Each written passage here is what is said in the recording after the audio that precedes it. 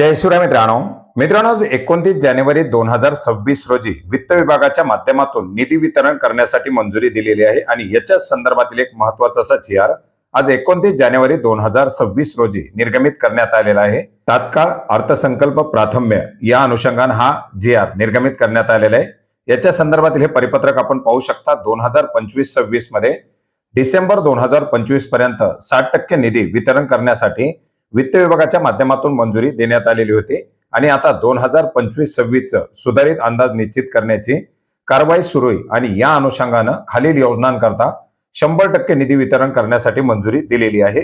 जिल्हा वार्षिक योजना, आमदार स्थानिक विकास कार्यक्रम, केंद्र पुरस्कृत योजनांमधील केंद्र आणि समरूप राज्य हिस्सा, 15व्या वित्त आयोगाच्या तरतुदी, केंद्र शासनाकडून राज्यांना भांडवली गुंतवणुकीसाठी विशेष सहाय्य योजना, नाबार्ड, सिडबी, एचबी संस्थांकडून पूर्ती स्वरूपात प्राप्त होणाऱ्या कर्जासाठीची तरतूद, बाह्य सहाय्यित योजनेमधील बाह्य हिस्सा, राज्य हिस्सा आणि कर्ज, केंद्र पुरस्कृत स्पर्शवर ऑनबोर्ड झालेल्या योजनाबाबत केंद्र शासनाने मंजूर केलेल्या मात्र मंजुरीच्या योजना यांना 100% निधी वितरण केला जाणार आहे।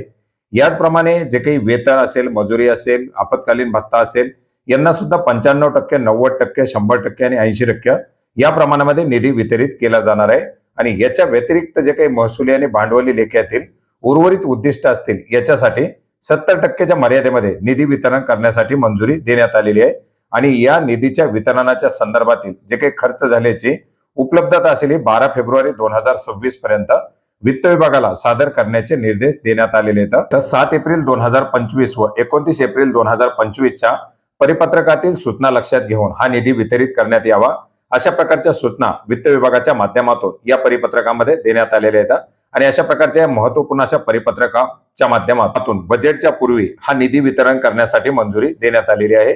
मित्रांनो, महत्त्वाचं असं परिपत्रक आपण maharashtra.gov.in या संकेतस्थळावरती पाहू शकता।